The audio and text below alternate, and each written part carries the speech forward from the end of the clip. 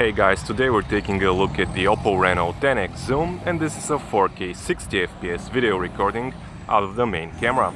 And speaking of the main camera, even though the phone has 3 of them on its back, while recording video you can't use the ultra wide angle or the telephoto, meaning that any zooming you do in the video will be entirely digital. And as you can see, we're at about 5 times zoom here.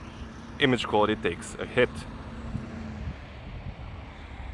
Otherwise, at this frame rate and resolution, the phone uses optical image stabilization, though electronic stabilization is also available at lower resolutions and frame rates, which we'll get to in a minute. But now for a quick autofocusing test.